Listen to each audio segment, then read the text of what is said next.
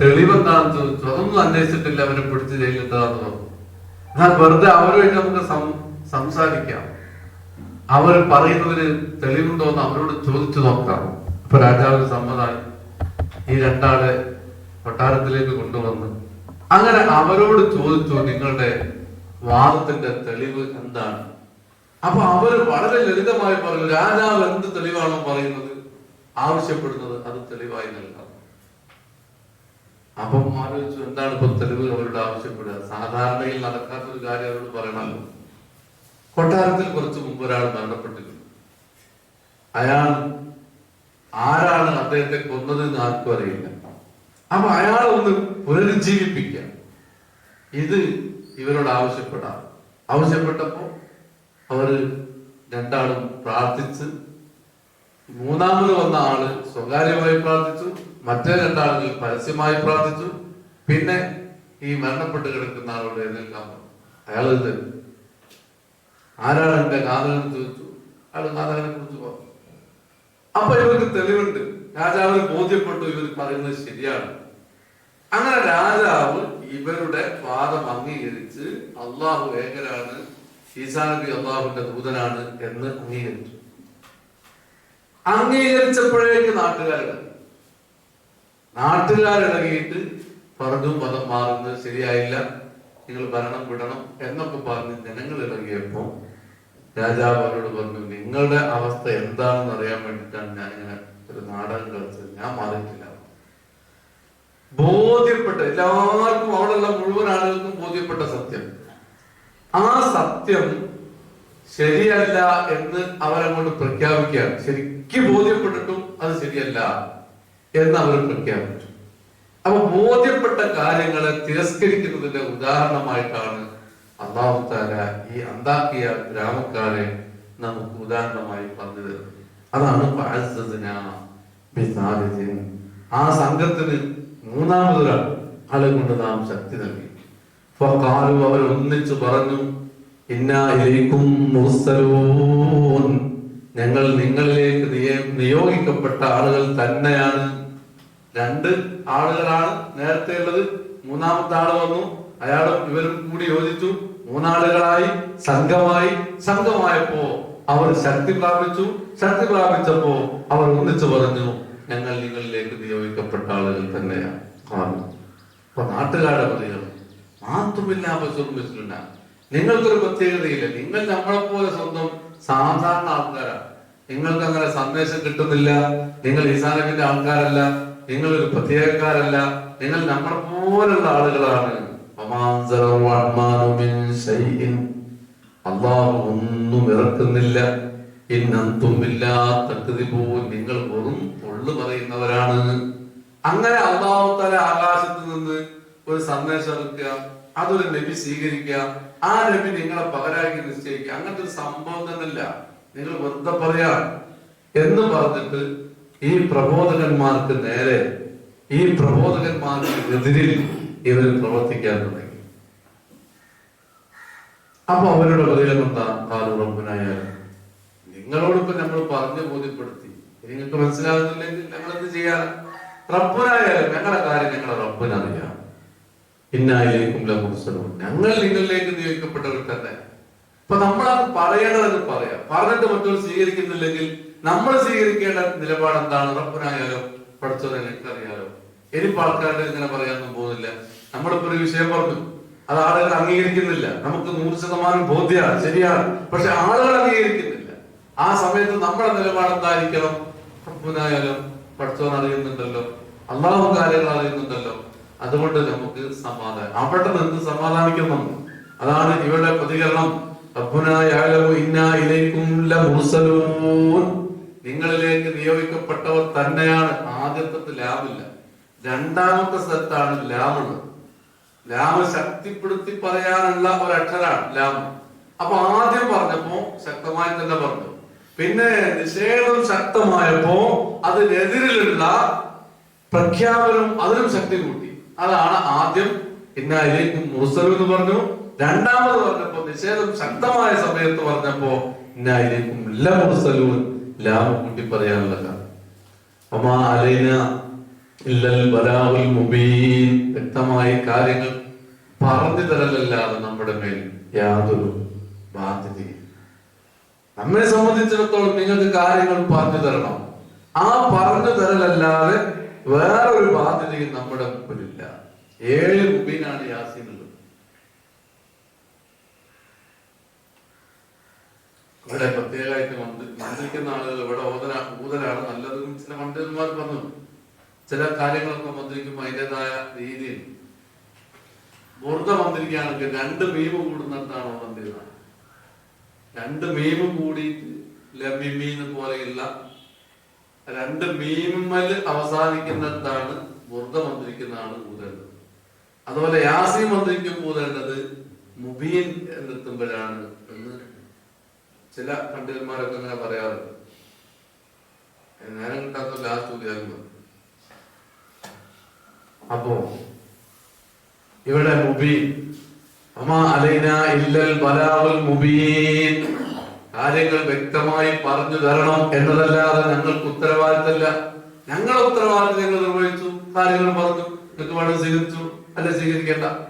അപ്പൊ നാട്ടുകാർ പറഞ്ഞു, നാട്ടുകാർ പറഞ്ഞു ഇന്നാത്ത തയ്യെന്നാൽ നിങ്ങൾ നാട്ടിൽ വന്നതിന് ശേഷം ഒരുപാട് പ്രശ്നങ്ങൾ ഉണ്ടായിട്ടുണ്ട്. നിങ്ങളെ കൊണ്ട് ഞങ്ങൾക്ക് ലക്ഷണക്കേട് സംഭവിച്ചു. തപയ്യറ എന്ന വാക്കിന് അർത്ഥം ലക്ഷണക്കേട് സംഭവിക്കാനാണ്. ഈ ലക്ഷണം നോക്കലും ലക്ഷണക്കേട് നോക്കലും ഒക്കെ പക്ഷിയുമായി ബന്ധപ്പെട്ട രൂപത്തിലായതുകൊണ്ടാണ് താഹിറാന്ന് പറഞ്ഞ പക്ഷി ആ വാക്കിൽ നിന്ന് ഇത് ഉത്ഭവിക്കാനുള്ള കാരണം. നമ്മളിപ്പോ നോക്കലില്ല ലക്ഷണക്കേട്. ചിലപ്പോ ഒരു മൈനൻ കണ്ടാൽ ദുഃഖാണ്, 2 മൈനൻ കണ്ടാൽ സന്തോഷമാണ്. മൈനക്ക് ദുഃഖാണ്, 1 മാത്രം ഉണ്ടാകും മൈന ദുഃഖാണ്, 2 ഉണ്ടാകുമ്പോൾ അതിന് സന്തോഷമാണ്. എല്ലാവരും നമുക്ക് അതിനെ കിട്ടിയത്. അതുപോലെ ഇങ്ങനെ കിട്ടുന്നത് അവനെ കൂമം മൂളിയ പ്രശ്നമാണെന്നോ, അങ്ങനെ പല ചിന്താഗതിയും ഞമ്മക്കുണ്ട്. അതൊക്കെ നമുക്ക് നമ്മുടെ ചുറ്റുപാട് താമസിക്കുന്ന ഹൈന്ദവരിൽ നിന്ന് വന്നതാകാൻ സാധ്യത വളരെ കൂടുതൽ. ഇസ്ലാമിൽ അതിന് യാതൊരു അടിസ്ഥാനമില്ല. അതേസമയത്ത് ചില പക്ഷികളുടെ കരച്ചിലും ചില പക്ഷികളുടെ ചില ശബ്ദങ്ങളൊക്കെ ചിലർക്ക് കാര്യങ്ങൾ മനസ്സിലായി. അലി റളിയല്ലാഹു വഫാത്താകുമ്പോൾ ഒരു പക്ഷി കരഞ്ഞിരുന്നു എന്നും ആ പക്ഷിയുടെ കരച്ചിൽ കാരണമായിട്ട് ചില ആളുകൾ പ്രവചിച്ചിരുന്നു എന്നൊക്കെ ഉണ്ട്. അത് അങ്ങനെ മനസ്സിലാകുന്ന ആളുകൾക്ക് അങ്ങനെ മനസ്സിലാക്കാം. ഏതോ ആകട്ടെ, പക്ഷിയുടെ ശബ്ദം കൊണ്ട് അല്ലെങ്കിൽ പക്ഷിയെ കാണൽ കൊണ്ട്, പൂച്ചനെ കാണൽ കൊണ്ട് ഇങ്ങനെ ഒരു ലക്ഷണക്കേട് നോക്കുന്ന പരിപാടി അത് ഇസ്ലാമിൽ യാതൊരു അടിസ്ഥാനമില്ലാത്തത്. ഇവര് പറഞ്ഞു നിങ്ങളെ കൊണ്ടാണ് നമുക്ക് ലക്ഷണക്കേട് സംഭവിച്ചത്. നിങ്ങൾ ഈ ഉദ്യമം നിർത്തുന്നില്ലെങ്കിൽ നിങ്ങളെ നമ്മൾ എന്തായാലും കല്ലെടുത്ത് എറിയും. നിങ്ങൾ ഈ പ്രബോധനവുമായിട്ട് മുന്നോട്ട് പോയാൽ ഞങ്ങൾ നിങ്ങളെ കല്ലെടുത്തെറിയും.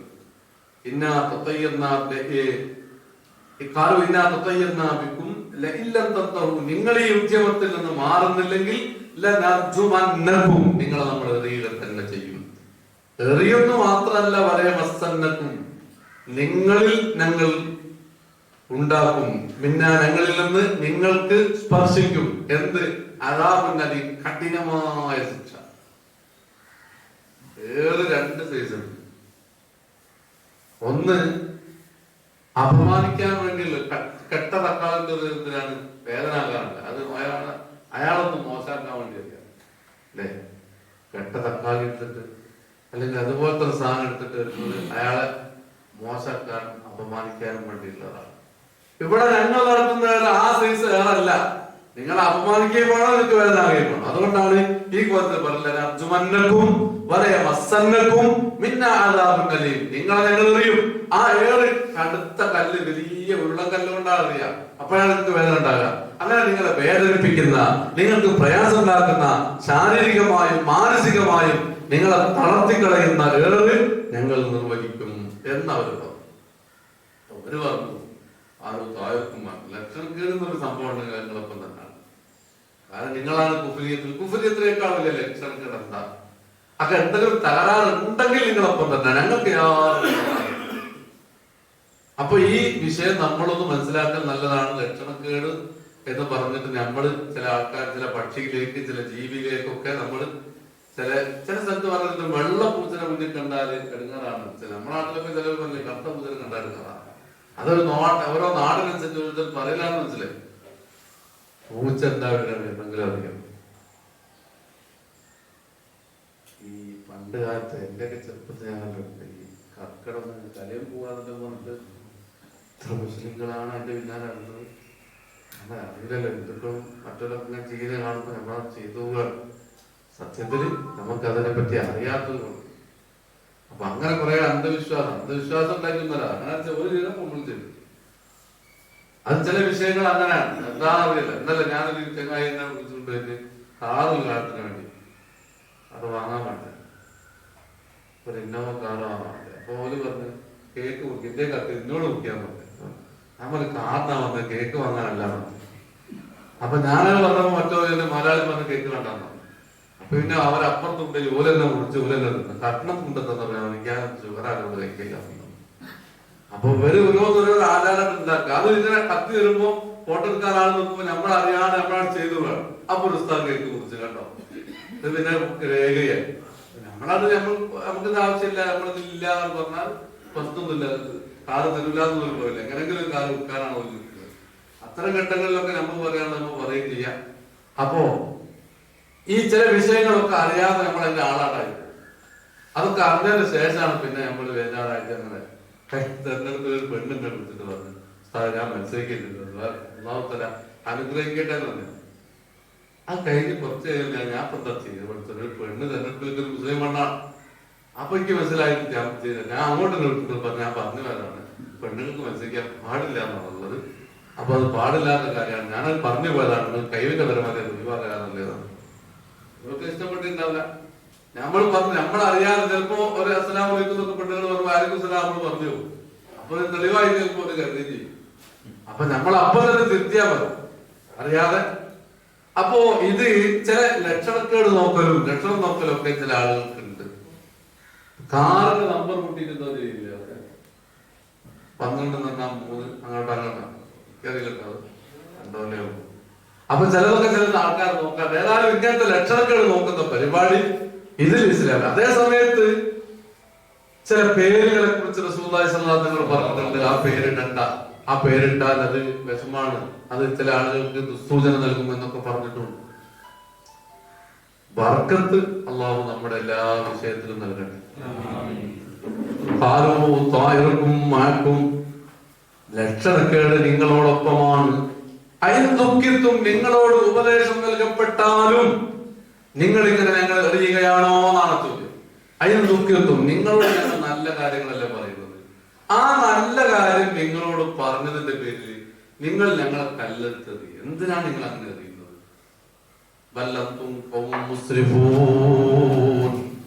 എങ്കിൽ നിങ്ങൾ പരിധി വിട്ട ആളുകളാണ്. അങ്ങനെ ഇവരിങ്ങനെ സംസാരിച്ചുകൊണ്ടിരിക്കുകയാണ്. അങ്ങനെ സംസാരിച്ചുകൊണ്ടിരിക്കെ അന്താകിയ എന്ന് പറയുന്ന ആ നാടിന്റെ അങ്ങേ തലക്കിൽ നിന്ന് വരുന്നു. കിടച്ചുകൊണ്ട് ഒരാൾ വരുന്നു. എന്നിട്ട് അദ്ദേഹം പറഞ്ഞു, യാ ഖൗമി, എന്റെ നാട്ടുകാരെ, ഇത്തബിഉൽ മുർസലീൻ, നല്ലത് പറയുന്ന ഈ പ്രബോധകന്മാരെ നിങ്ങൾ തുടരണം. ഇതാരായിരുന്നു? ഇത് സാഹിബ് യാസീൻ എന്നാണ് റസൂലുള്ളാഹി സ്വല്ലല്ലാഹു അലൈഹി വസല്ലം പറയുന്നത്. യാസീൻ സൂറത്തിന്റെ കഥാപാത്രം ഹബീബുൻ നജ്ജാർ റളിയല്ലാഹു അൻഹു. ഈ പ്രബോധകന്മാർ നേരത്തെ വരുമ്പോ മരന്റെ മുകളിലൂടെ കയറില്ല വരുന്നു. ഈ നാടിന്റെ അതിർത്തിയിലാണ് ഇദ്ദേഹത്തിന്റെ താമസം.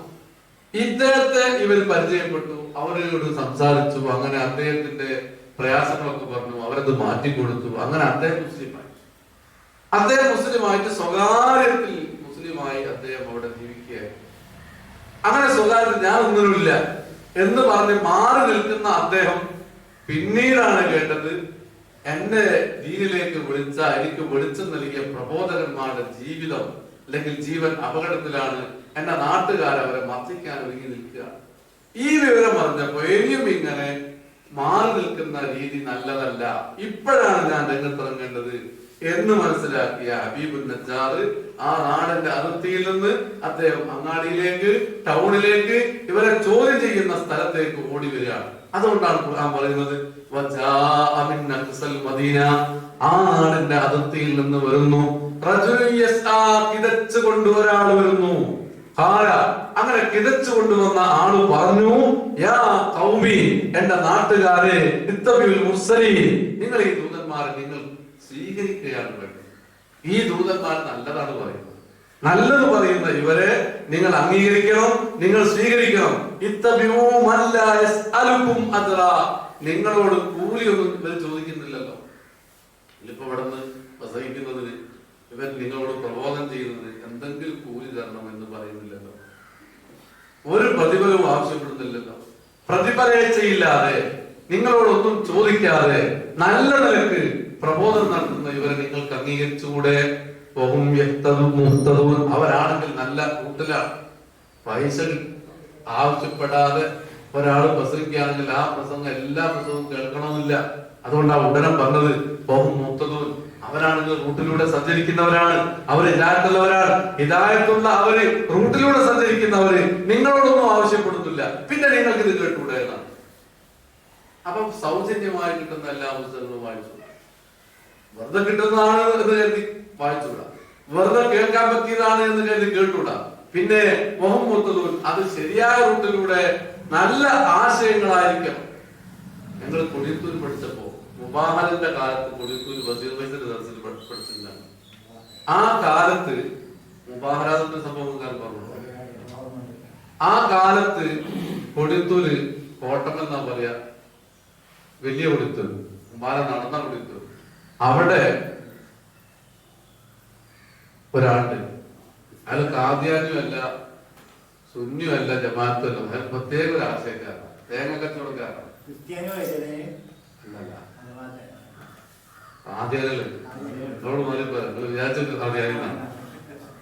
അപ്പോ ഈ ഇങ്ങനത്തെ ഒരു പ്രത്യേക ആശയക്കാരുണ്ടല്ലോ, ഇയാൾ തേങ്ങ കച്ചവടക്കാരാണ്.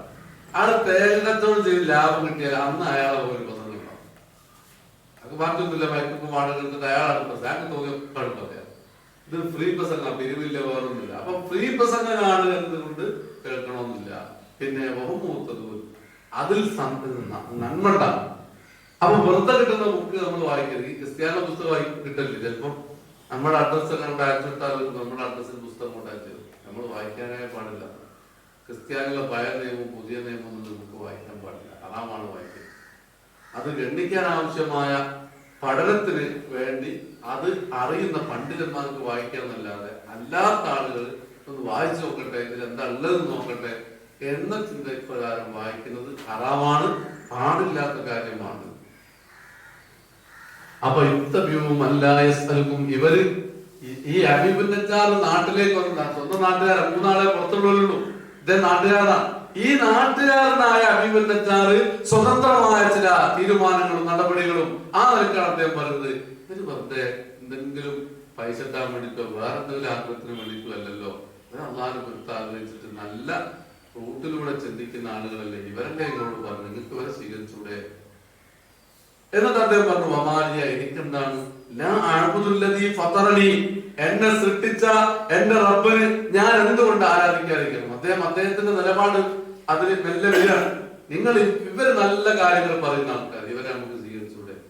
എന്റെ കാര്യം ഞാൻ ചിന്തിക്കട്ടെ, എന്നെ സൃഷ്ടിച്ച അള്ളാഹു ഞാൻ എന്തിനു ആരാധിക്കാതിരിക്കണം? വൈലയും ആ അള്ളാഹുലേക്കല്ലേ നിങ്ങളെയും മടക്കപ്പെടുന്നത്, ഞാനും നിങ്ങളൊക്കെ അള്ളാഹുലേക്ക് മടക്കപ്പെടുന്നവരാണ്. ഞാൻ ഈ നിലപാടെടുക്കുകയാണ്, അതുകൊണ്ട് എന്റെ നിലപാട് നിങ്ങളും എടുക്കണം.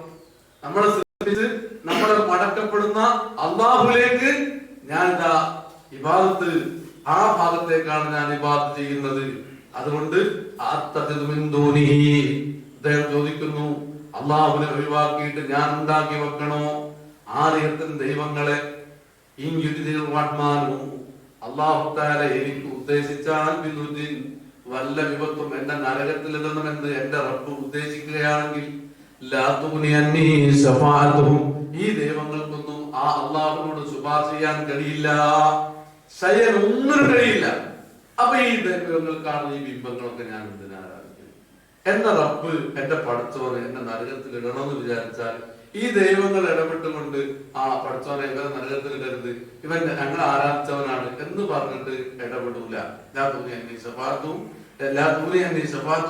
പലായുദ്ധിക്കുന്നു, അവർ എന്നെ രക്ഷപ്പെടുത്തിയില്ല. അങ്ങനെ ആവുമ്പോ ഞാൻ എന്തിനാണ് ഇവരെ ആരാധിക്കുന്നത്? ഇതൻ ഞാൻ ആ സമയത്ത് വ്യക്തമായ വഴികളിലായി ഞാൻ പേച്ചു പോകും.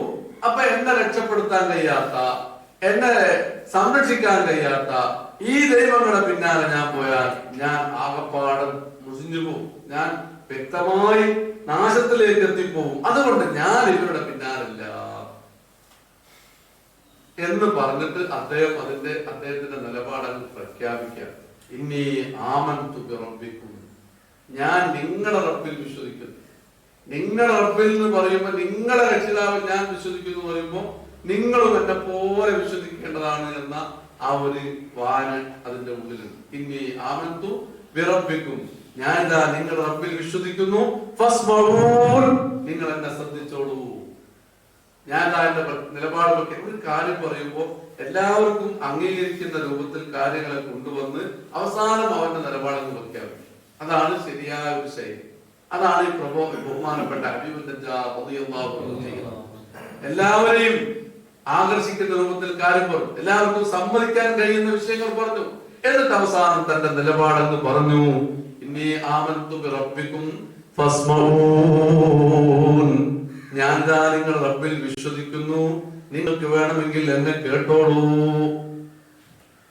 ആ സമയത്ത് എന്താ ഉണ്ടായത്? ഇപ്പൊ സംഭവം എന്താണ്? 3 ആൾക്കാർ വന്നു, 2 ആൾക്കാർ ജയിലിൽ, ഒരാൾക്കാർ പുറമെന്ന്, അവർ 3 ആളും കൂടി ഒന്നിച്ചായി. ആ ഒന്നിച്ചവരിങ്ങനെ നിന്നിട്ട് അവർക്ക് പറയാനുള്ളതൊക്കെ ഇങ്ങനെ പറഞ്ഞ് കേൾക്കാനുള്ളത് കേട്ട് നാട്ടുകാരിങ്ങനെ കല്ല് പിടിച്ച് ഇങ്ങനെ നിൽക്കാണ്. അപ്പൊ ഞങ്ങൾ എറിയുമെന്ന് പറഞ്ഞിട്ടില്ല, അർജുനക്കും പല മസ്തക്കും ഇങ്ങനെ ഇങ്ങനെ വാട്ടോ എന്ന് പറഞ്ഞ് നിൽക്കുന്ന സമയത്താണ് വേറൊരാളല്ലേ വരുന്നത്. അയാൾ വന്നിട്ട് നാട്ടുകാരൻ വന്നിട്ട് ഇവരെ ഭാഗം കൂടി, നാട്ടുകാർ ഇവരെ ഭാഗത്താക്കുന്നുണ്ട് നാടൻ ന്യായപ്രകാരം. പക്ഷെ നാട്ടുകാരനായ ഹബീബുൻ നജ്ജാർ ന്യായത്തിന്റെ പിന്നാലെ കൂടി, സത്യത്തിന്റെ പിന്നാലെ കൂടി ഇവർക്കെതിൽ പോകും. അപ്പൊ അവരെന്ത് ചെയ്തു? അവരെ കല്ലൊന്നായിട്ട് ഹബീബുൻ നജ്ജാറിനെ നേർക്കേണ്ടത്. അപ്പൊ ഹബീബുൻ നജ്ജാർ നേരെ എറിഞ്ഞു എന്ന് മാത്രമല്ല, ഒരു ചങ്ങാതി വന്നിട്ട് ഹബീബുൻ നജ്ജാറിനെ പിടിച്ചിട്ട് വേറൊരു ചവിട്ട്. ബഹുമാനപ്പെട്ട ഹബീബുൻ നജ്ജാർ റളിയല്ലാഹു അൻഹു ഉടലിൽ വയറിലുള്ള മുഴുവൻ സാധനങ്ങളും പുറത്തോട്ട് ചാടി. ഹബീബുൻ നജ്ജാറിനെ പിന്നീട് എറിഞ്ഞു. ആനമൃഗങ്ങൾ അവിടെ വെച്ച് മരണപ്പെട്ടു. ഹബീബുൻ നജ്ജാറിന് ആദ്യം അവർക്ക്, പിന്നെ 3 ആളുകൾ, 4 ആളുകൾ. ഈ 4 ആള് എന്താ ചെയ്തു? ഒരു തെറ്റും ചെയ്തിട്ട് അവർക്ക് ബോധ്യപ്പെട്ട, ഇവർക്ക് കൂടി ബോധ്യപ്പെട്ട, രാജാവിന് നേരത്തെ ബോധ്യപ്പെടുന്നു, നാട്ടുകാർക്ക് ബോധ്യപ്പെടുന്നു, ഇവരോട് എന്ത് തെളിവ് ചോദിച്ചാലും അവർ തരാൻ സന്നദ്ധരാണ്. ഈ 4 ആളുകൾ അവർക്ക് ബോധ്യപ്പെട്ട സത്യം അവർ അംഗീകരിച്ചു, ഇവർക്ക് കൂടി ബോധ്യപ്പെട്ട സത്യം അവർ അംഗീകരിച്ചു. ആ കാരണത്താൽ നിഷ്കരുണം പോലെ ചെയ്യപ്പെട്ടു. ആ 4 ആളുകളെ സപ്പോർട്ട് ചെയ്യാൻ ഒരാൾ പോലുണ്ടായില്ല. എല്ലാവരും അവരെ ആക്രമിക്കുന്ന പക്ഷത്ത് നിന്നു. ബോധ്യപ്പെട്ട സത്യം ശരിക്കും അവർക്ക് ബോധ്യപ്പെട്ട സത്യം, ആ സത്യത്തിനെതിരെ പുറംതിരിഞ്ഞു നിന്നു. നേരത്തെ ഈ സൂറത്തിന് തുടക്കത്തിൽ പറഞ്ഞ വിഷയം എന്തായിരുന്നു?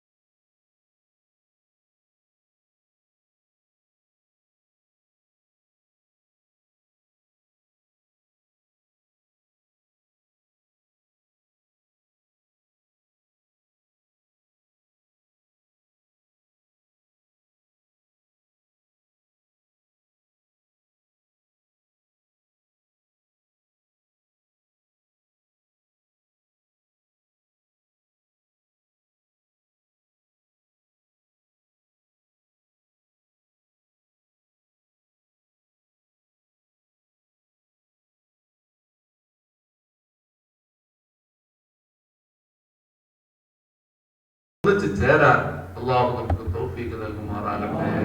അപ്പൊ ഹബീബ് നജ്ജാർ റളിയല്ലാഹു തആല ചിന്തിക്കാൻ, എന്റെ നാട്ടുകാർ ഈ വിവരം അറിഞ്ഞവരും നന്നായി, അവർക്കും നന്നാകാലോ. റസൂലുള്ളാഹി സ്വല്ലല്ലാഹു അലൈഹി വസല്ലം ഹബീബ് നജ്ജാർ പറയുന്നത് നസഹ ഖൗമഹു ഹയ്യൻ വ മയ്യിത, ജീവിതകാലത്ത് ഹബീബ് നജ്ജാർ ഇവരോട് നന്നാകാൻ പറഞ്ഞു. എന്നിട്ട് പിന്നെ ഇവരെ ആക്രമിച്ചു മരിച്ചപ്പോ ഹബീബ് നജ്ജാർ ചിന്താനെല്ലാം കൊടുക്കും, നാശായി പോട്ടേന്നോ, ഇവരൊന്നായിട്ട് നാശമൊക്കെ ചത്തുപോട്ടേന്നോ അല്ലെങ്കിൽ അപകടത്തിൽപ്പെടുത്തേന്നോ അല്ല, ഇവരും ഈ വിവരം കൂടി അറിഞ്ഞാൽ നാട്ടുകാർ നന്നാകല്ലോ എന്നുള്ള ചിന്ത. ഇതാണ് യഥാർത്ഥത്തിൽ ഒരു മുഅ്മിനായ മനുഷ്യന് പ്രബോധകന് വേണ്ടത്. നമ്മളാരെങ്കിലും എന്തെങ്കിലും എടുങ്ങാറാക്കിയാൽ, ബുദ്ധിമുട്ടാക്കിയാൽ അത് അവൻ നാശമായി പോട്ടെ, നമ്മൾ ബസ്സിന് കഴിയാണ്ടി ബസ് നിർത്താതെ പോയാൽ അതിന്റെ ടയർ കൂടി തെറിച്ചു പോട്ടെ എന്നുള്ള ദിവസമല്ലേ നമുക്ക് ഉണ്ടാക്കി. നമ്മളൊരാൾ ബുദ്ധിമുട്ടാക്കുമ്പോ, അയാളെ നമ്മളെ വിഷമിപ്പിക്കുമ്പോ നമ്മൾ ചിന്തിക്കുക എന്ന് ചിന്തിക്കുന്ന ഒരു നിലപാടിലേക്ക് നമ്മൾ എത്രയാണ് നമുക്ക് തന്നെ. അതേ സമയത്ത് നല്ല ഒരാളെ നമ്മൾ ബുദ്ധിമുട്ടാക്കിയാലോ, അയാൾ ഇങ്ങനെ ചിന്തിച്ചാൽ, ഞാൻ ബന്ധപ്പെട്ടതാൾ പറഞ്ഞാലും പടച്ചോൻ ചിലപ്പോൾ ബന്ധപ്പെടില്ല. ചില പണ്ഡിതന്മാരൊക്കെ ദൈവത്ത് പറയുന്ന ആൾക്കാരുണ്ട്, ചില പണ്ഡിതന്മാരെ ബുദ്ധിമുട്ടാക്കാണ്ട് അയാൾ പറഞ്ഞു, ആ പണ്ഡിതൻ പറഞ്ഞു ഞങ്ങൾക്ക് ബന്ധപ്പെട്ടത്, പക്ഷെ പടച്ചോൻ ബന്ധപ്പെടില്ല. അള്ള ബന്ധപ്പെട്ടെങ്കിലേ രക്ഷപ്പെടൂ. ഇവൻ പൊരുത്തപ്പെട്ടത് കൊണ്ട്, ഇവൻ പൊരുത്തപ്പെട്ടു എന്ന് പറഞ്ഞത് കൊണ്ട് മാത്രം അവൻ രക്ഷപ്പെടൂല, അള്ളാഹു തആല പൊരുത്തപ്പെടും. ഹബീബ് നജ്ജാറിന്റെ ചിന്ത എങ്ങനെ, ഈ നാട്ടുകാർ ഇവരൊക്കെ അറിഞ്ഞ് നന്നായിരുന്നെങ്കിൽ. പക്ഷേ സംഭവിച്ചത് എന്താണ്? പൊരുത്തക്കേട് പറ്റി. അപ്പൊ ചില മനുഷ്യന്മാരെ നമ്മൾ ബുദ്ധിമുട്ടാക്കുമ്പോ അയാൾ നല്ല സ്വഭാവമാണ്, അയാളുടെ മനസ്സിന് വേദന ഒന്നും ഉണ്ടാവില്ല, എന്നാലും അള്ളാഹു തആലക്ക് ഇഷ്ടമുണ്ടാവില്ല അയാളെ നമ്മൾ വേദനാക്കും, അയാളെ നമ്മൾ പ്രയാസപ്പെടുത്തും. നമ്മളെ ഉമ്മനെ നമ്മൾ വിഷമിപ്പിച്ചു, അല്ലെങ്കിൽ വാപ്പനെ വിഷമിച്ചു, വാപ്പ മോനൊക്കെ പൊരുത്തപ്പെട്ടു എന്ന് പറഞ്ഞാൽ ചിലപ്പോ ആ പൊരുത്തപ്പെടല് മതിയാവൂല. പടച്ചോന് എന്ത് ചെയ്യൂല, ചിലപ്പോ പൊരുത്തപ്പെട്ടത്. എന്ത് തെറ്റ് ജനങ്ങളോട് ചെയ്താലും രണ്ട് തോന്നുവാണ്. ഒന്ന് അയാളോട് പൊരുത്തപ്പെടിക്കണം, അള്ളാഹോട് പൊരുത്തപ്പെടിക്കണം. അള്ളാഹു തആല നമ്മളെ നന്നാക്കി തരും. ഹബീബ് നജ്ജാർ ചെയ്തപ്പോ, ഹബീബ് നജ്ജാർ നാട്ടുകാർ ചെയ്തപ്പോ, മാ അൻസൽനാ അലാ ഖൗമിഹി മിൻ ബഅദിഹി മിൻ ജുൻദിൻ മിനസ് സമാഇ വമാ കുന്നാ മുൻസിലീൻ. ഇനി വേറെ വിഷയം. ഏതായാലും ഈ റജബ് നമ്മൾ കാര്യമായിട്ട് ഉപയോഗപ്പെടുത്തും. അള്ളാഹുവിലേക്ക് മടങ്ങാൻ നമ്മൾ തയ്യാറ്. മടങ്ങാൻ നമ്മൾ മടങ്ങിയിട്ടില്ല. നമ്മൾ ഇനിയും ആ ഒരു പ്രത്യേക അവസ്ഥയിലാണ് എന്റെ ജീവിതം. ഓരോരുത്തരും അവരാൻ ചിന്തിക്കേണ്ട കാര്യം എന്താണ്? ഇപ്പൊ ഈ പോർണോട്ടിലിപ്പോ ഈ മദ്രസയിൽ ഇപ്പൊ നിൽക്കാൻ മാത്രമുള്ള ആൾക്കാർ, ഇപ്പോഴുള്ള ആൾക്കാർ അത്രയൊക്കെ നമ്മളെ പരിചയക്കാരെ വെച്ച് ഇവിടെ നിൽക്കുന്നത്, നമ്മളെ അടുത്ത ബന്ധക്കാരും സുഹൃത്തുക്കളും നമുക്ക് പരിചയമുള്ളത്.